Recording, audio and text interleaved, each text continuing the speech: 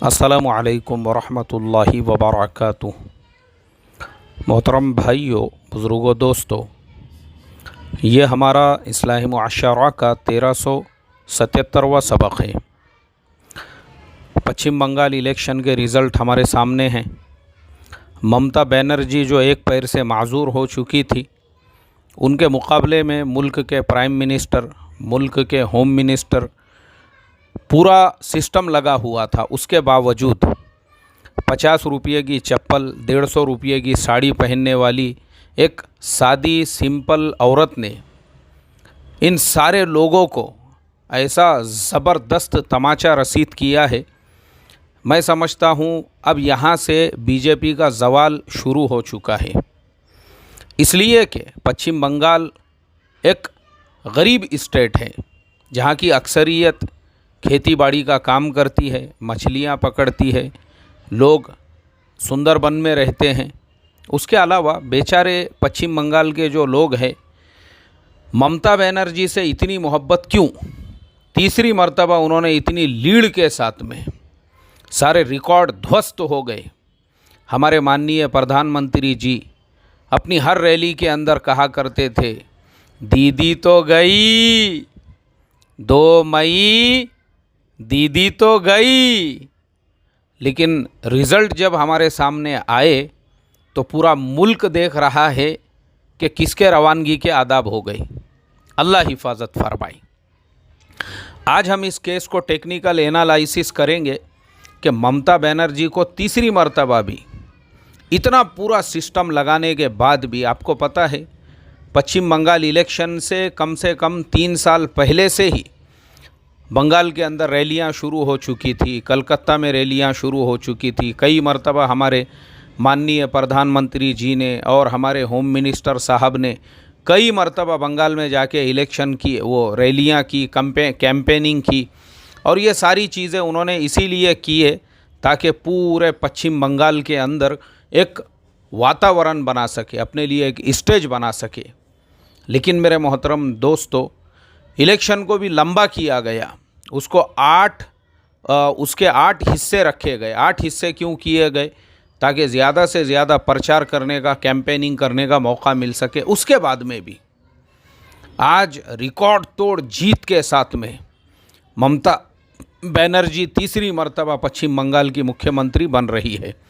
अब जो लोग मेरे असबाक पाबंदी से सुनते होंगे उनको याद होगा, इससे पहले के इलेक्शनों में भी हमने खुलकर ममता बनर्जी को सपोर्ट किया था। आप हमारे पुराने असबाक देख सकते हैं, पिछले इलेक्शन में भी और इस इलेक्शन से भी मेरे ख़्याल से एक 3 या 4 महीने पहले मैंने एक छोटा सा क्लिप बनाकर वायरल किया था, और माशाल्लाह वो क्लिप हमारा बंगाल में काफ़ी वायरल हुआ। लोगों ने उसका बंगला में ट्रांसलेशन भी किए। 30 सेकंड का क्लिप था जिसके अंदर हमने पूरे पश्चिम बंगाल के लोगों से यही कहा था, अगर आप बंगाल को बिहार और यूपी नहीं बनाना चाहते हैं तो फिर ममता बनर्जी ही आपकी पहली पसंद होना चाहिए। क्योंकि ममता बनर्जी जो है मेरे मोहतरम दोस्तों, एक हायर एजुकेटेड लेडी है।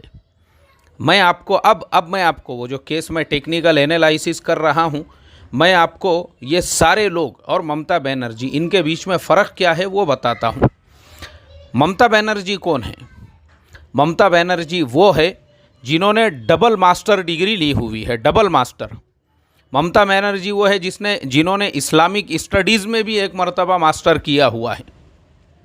ममता बनर्जी वो है जो सिर्फ आज से नहीं, जब अपने तालीम के ज़माने से ही वो स्टूडेंट्स का जो होता है कॉलेज या यूनिवर्सिटीज़ में जो संगठन, ये उसकी सदर रह चुकी है।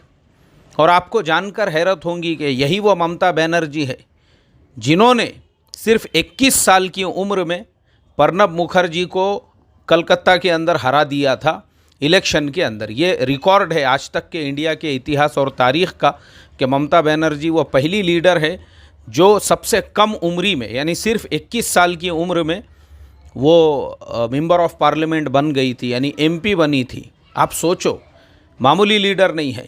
और किसके लिए उन्होंने ये सब कुछ किया? गरीबों के लिए, आम लोगों के लिए। आप मुझे बताइए, ममता बनर्जी का बंगला कहाँ है? ममता बनर्जी की फैक्ट्री कहाँ है?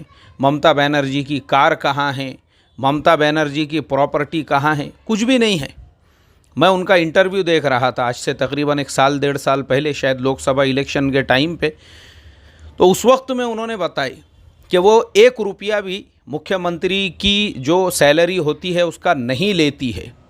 सारा का सारा पैसा उनका अपने स्टेट के डेवलपमेंट में खर्च होता है। तो उनसे पूछा गया फिर आपका ख़र्चा कैसे चलता है, तो पता चला कि ममता बनर्जी एक बेहतरीन राइटर है।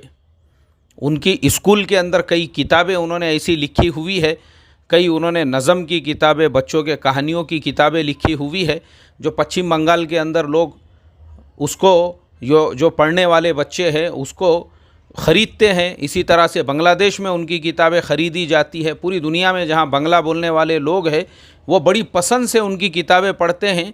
वो किताबें जो बिकती है और उससे जो इनकम होता है उसी से ममता बनर्जी की ज़रूरियात पूरी होती है। और उनकी ज़रूरियात क्या है आप बताइए ना। ना उनके पास में 10 लाख रुपये का सूट है, ना हर मीटिंग के लिए अलग सूट है, ना हर स्टेट की विज़िट के लिए अलग उनका सूट है और अलग जो है उनका स्टाइल है और अलग जो है चश्मा है और अलग शूज़ है और अलग तरह का गमछा है, कुछ नहीं है। सफ़ेद कलर की साड़ी पहनने वाली एक सादी सिंपल औरत जिसकी कीमत मुश्किल से जो है 200 से 250 रुपये भी नहीं होंगी, और 50 रुपये की चप्पल पहनने वाली वो औरत, उनका ख़र्चा क्या होगा आप मुझे बताइए।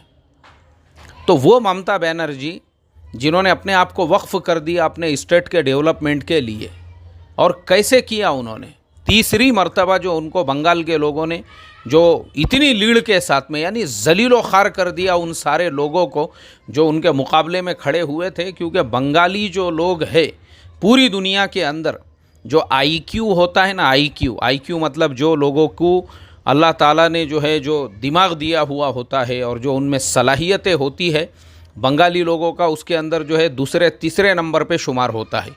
यानी अक्लमंद लोगों के अंदर वो लोग इतने टैलेंटेड होते हैं, इतने ब्रिलियंट होते हैं। इसीलिए भारत के अंदर अगर आप देखेंगे जितने भी लोगों को नोबेल प्राइज़ मिला हुआ है उसमें अक्सरियत बंगालियों की आपको मिलेंगी। जितने लोगों को बुकर अवार्ड मिला हुआ है उसमें आपको अक्सरियत बंगाल वालों की मिलेंगी। दुनिया भर के अंदर बड़ी बड़ी पोस्ट पे जो इंडियंस है उसमें आपको अक्सरियत बंगाल वालों की मिलेंगी। बंगाली लोग मामूली नहीं, और सिर्फ इंडिया के भी बंगाली नहीं बल्कि बांग्लादेश के भी जो बंगाली है, जैसे शेख यूनुस साहब और कुछ लोगों को बांग्लादेश में भी जो नोबेल प्राइज़ मिला गया था, दोनों तरफ के आप देखेंगे तो। इसीलिए बांग्लादेश भी जो आज इतनी तरक्की कर रहा है शेख हसीना के अंडर में, वो ऐसे ही नहीं कर रहा है। अल्लाह ने वो लोगों को वो टैलेंट दिया है। ये लोग दुनिया में कहीं पे भी जाते हैं ना, अपनी जगह बनाते हैं। आप किसी भी मुल्क में जाइए आपको बंगाली लोग एकदम बड़ी पोस्ट के ऊपर मिलेंगे। तो अल्लाह ने ये लोगों को जो आईक्यू लेवल है इनका दूसरों के मुकाबले में ज़्यादा दिया हुआ है। तो इसी वजह से आप देखेंगे कि ये लोग, इनको समझता ना, इनको भी अल्लाह ताला ने वो जो समझ इनको जो दी हुई है कि इनके स्टेट में बाहर से लोग आके नारे लगा रहे हैं, लगाओ नारा, आप सबको नारे लगाने लगा रहे हैं।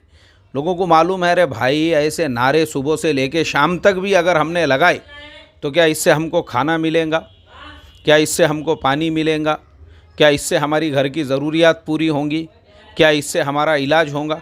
कुछ होने वाला नहीं है। इससे सिर्फ़ और सिर्फ हमारे स्टेट्स के अंदर जो है नफ़रत की दीवारें बढ़ेंगी। इससे सिर्फ हमारे स्टेट के अंदर आपस में लड़ाइयाँ होंगी, आपस में झगड़े होंगे। हम जो मोहब्बत से रहते हैं, क्योंकि देखो बंगाल के जो मुसलमान भी है, आपको उन बंगाली मुसलमानों के अंदर और वहाँ पे जो दूसरे समाज के लोग हैं, चाहे मर्द हो या औरतें हो, लिबासी एतबार से उन लोगों के कपड़े आपको सेम टू सेम मिलेंगे, उन लोगों का खाना पीना आपको सेम टू सेम मिलेगा, lifestyle same to same मिलेगा। वो लोग जो है एक प्यार मोहब्बत के साथ में एक दूसरे के साथ मिलजुल कर ऐसे रहते हैं शीरो शकर की तरह से। यानी मुल्क की आज़ादी जो तकसीम हुआ था हमारा मुल्क, उस वक्त ज़रा वहाँ के हालात ख़राब हुए थे, लेकिन उसके बाद से लेके आज तक का अगर हम बंगाल का इतिहास देखेंगे, वहाँ पे लोगों में भाईचारगी है, मिलनसारी है।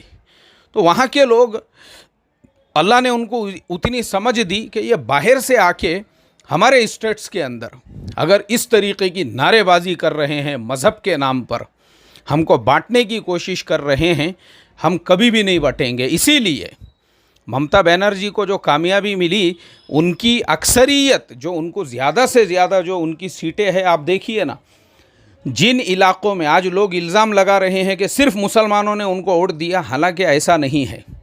वो ज़िले और वो क्षेत्र पश्चिम बंगाल के जिन इलाक़ों में मुसलमानों की आबादी सिर्फ 5% है, वो पूरे इलाक़ों के अंदर 100% कामयाबी मिली है तृणमूल कांग्रेस को, यानी टीएमसी को 100%।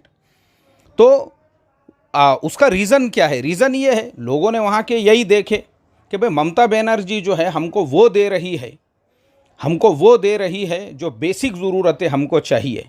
वहाँ पे लाइट बिल एकदम कम है, वहाँ के हर आदमी को मेडिकल फैसिलिटीज़ के लिए एक कार्ड दिया हुआ है जिसमें 5 लाख रुपये तक इलाज जो है वो फ्री है। वहाँ के मदरसों को ममता बनर्जी ने स्कूल का दर्जा दिया हुआ है कि जो फैसिलिटीज़ स्कूलों में मिलेंगी वही वहाँ के मदरसों को मिलेंगी। मदरसे में पढ़ाने वाले जो मुअल्लिमीन है, जो टीचर है, जो असातिज़ा है, उनको वही तनख्वाह मिलेंगी जो स्कूल में पढ़ाने वालों को मिलती है। मस्जिदों के अंदर इमामों के लिए तनख्वाह, मुअज्जिनों के लिए तनख्वाह, जो रिटायर्ड हो गए उनके लिए वजीफ़े, और हर साल रमज़ान से पहले मस्जिदों के अंदर इनोवेशन के लिए एक ख़ास रकम ममता बनर्जी की तरफ से दी जाती है। तो ये सारी चीज़ें हैं। इसके अलावा और भी बहुत सी खुसूसियात है, क्योंकि उन लोगों ने देखे कि आज जो स्टेट्स के अंदर बीजेपी की गवर्नमेंट है, वहाँ के लोगों को सिवाय नारेबाजी के और क्या बेसिक फैसिलिटीज़ मिली हुई है। जैसे उत्तर प्रदेश में, अभी वो टॉपिक पे मैं पूरा एक सबक देने वाला हूँ कि कोरोना की वजह से 4 बीजेपी के एमएलए की जान चले गई। जो स्टेट के अंदर खुद एमएलए अपनी जान नहीं बचा सकते, मुझे आप बताओ वो स्टेट के आम लोगों का क्या हाल होगा। तो जो स्टेट्स के अंदर, तो बंगाल के लोगों ने ये जाने कि भाई हमारे स्टेट में कम से कम हर आदमी को 5 लाख रुपये तक की मेडिकल फैसिलिटीज़ है, अच्छे हॉस्पिटल्स है, लोगों को रोज़गार मिला हुआ है, खुशहाल हम लोग ज़िंदगी गुजार रहे हैं, तो फिर धर्म के नाम पे स्टेट को क्यों बांटना है? ममता बनर्जी में क्या बुराई है? जो हमको चाहिए जब वो मिल रहा है ममता बनर्जी के ज़रिए से, हमको परिवर्तन नहीं चाहिए। इसके लिए बाहर से आने वालों के पूरे रवानगी के आदाब उन्होंने कर दिए। तो ये ज़वाल की शुरुआत है ये। और मैं ये समझता हूँ यही चीज़ मैं अभी आगे, कल वो मेरा टॉपिक रहेगा जो उत्तर प्रदेश में 4 बीजेपी एमएलए की जान चली गई कोरोना की वजह से, वो मेरा कल का टॉपिक है। उसमें हम बताएंगे कि ये चीज़ जब पूरे मुल्क के लोगों को समझ में आएगी कि बीजेपी की वजह से हमको फ़ायदा क्या हुआ और नुकसान क्या हुआ, तो खुद ब खुद लोगों को जो है इस चीज़ का फ़हम आएगा। अभी नहीं आया है। बहुत सारे लोग, मैं आज भी देख रहा हूँ सोशल मीडिया के ऊपर और इसके ऊपर, अभी भी वो हिंदू मुस्लिम करने में लगे हुए हैं, सिर्फ़ और सिर्फ इसी वजह से कि इतनी नाशे देखकर भी, यूपी में बीजेपी के 4 एमएलएस की अर्थियाँ उठते हुए देखकर भी उनकी अक्लें अभी तक ठिकाने पे नहीं आई। हम ये कल डिटेल में बताएंगे। ये बस आज का सबक मैं यहीं पे ख़त्म करता हूँ, इस उम्मीद के साथ कि ममता बनर्जी ने जैसे 2 टर्म के अंदर पूरे पश्चिम बंगाल के माहौल को बदल दिया, अब अगले टर्म में भी वो लोगों की वैसे ही सेवा करेंगी, वैसे ही खिदमत करेंगी। और हमारी दुआएं हैं उनकी सेहत के लिए कि अल्लाह तबारक व तआला हर तरह की बुरी नज़र से, शरर से, फितन से उनकी हिफाजत करे और उनको अच्छी सेहत अता फ़रमाएँ ताकि वो लोगों की अच्छी खिदमत कर सके। और माशाअल्लाह मदारिस से भी उनका अच्छा ताल्लुक़ है, वहाँ के कई उलमा से भी उनका अच्छा ताल्लुक़ है, और माशाअल्लाह इस्लामिक स्टडीज़ के अंदर उन्होंने मास्टर भी किया हुआ है। ये भी हम अल्लाह से दुआ करते हैं अल्लाह ताला हिदायत के रास्ते भी उनके लिए आसान करे और हिदायत का नूर भी अल्लाह तबारक व तआला उनको अता फ़रमाए। अस्सलामु अलैकुम व रहमतुल्लाहि व बरकातुहू।